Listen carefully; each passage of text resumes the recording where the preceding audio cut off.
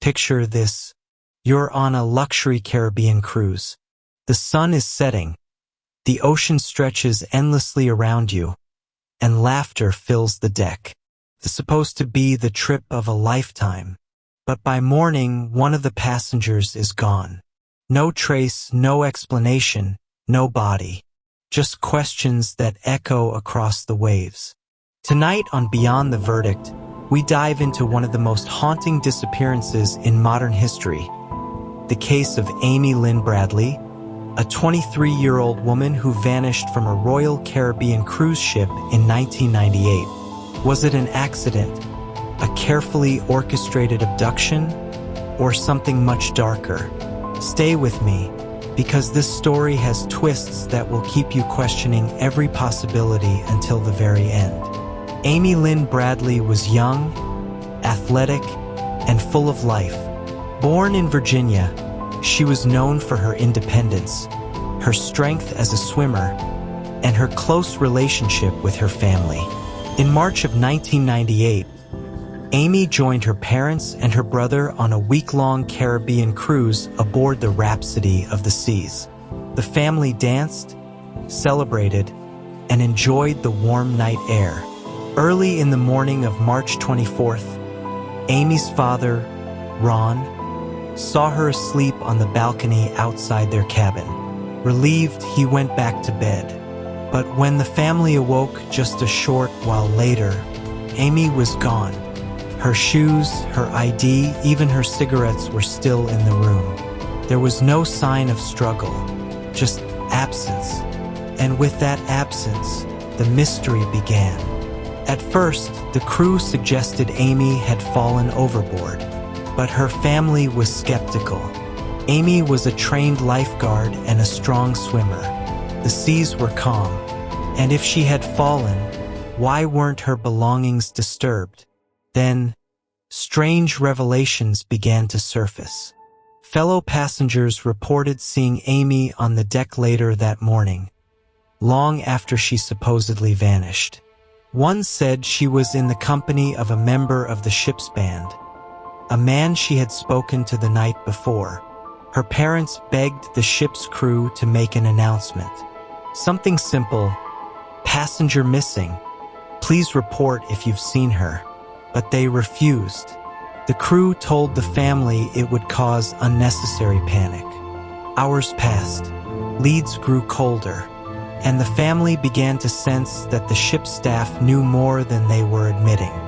It was the first revelation of many that Amy's disappearance might not have been an accident, but something far more sinister.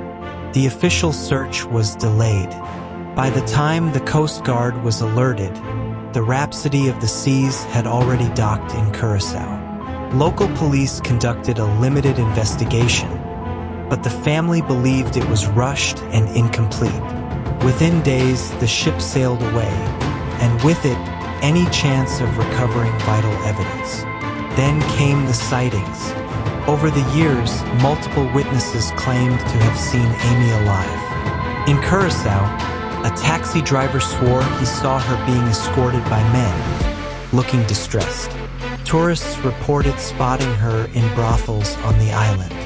One Navy officer said he was approached by a woman in a Caribbean nightclub who whispered, "My name is Amy Bradley, and I need help."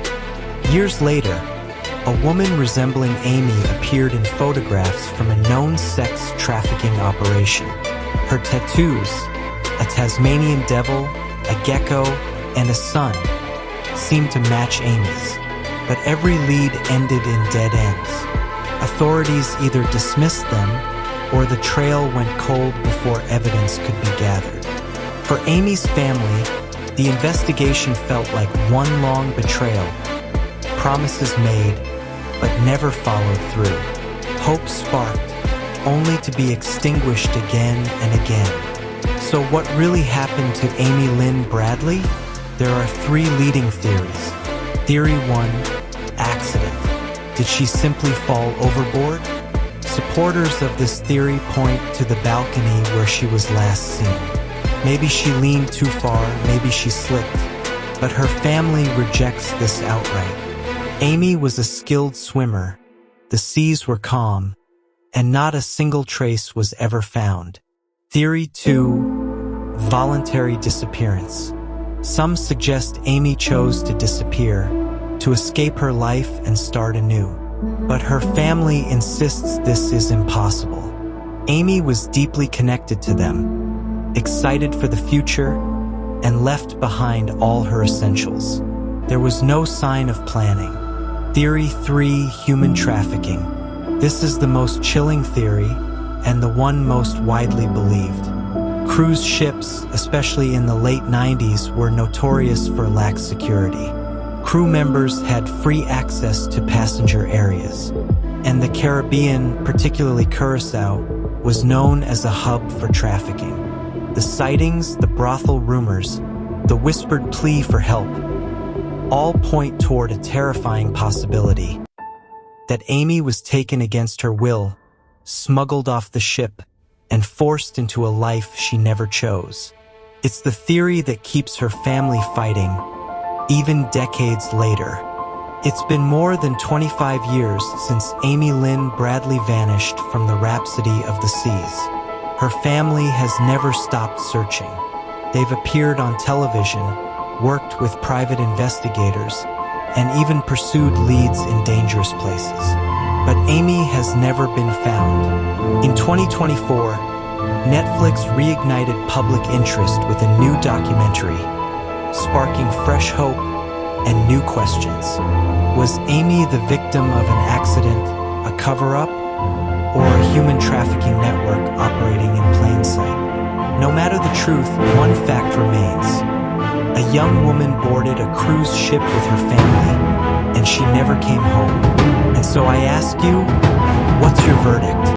Do you believe Amy Lynn Bradley's disappearance was a tragic accident, a voluntary choice, or something darker?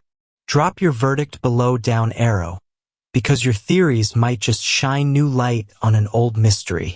This is Beyond the Verdict, where the courtroom closes but the story continues.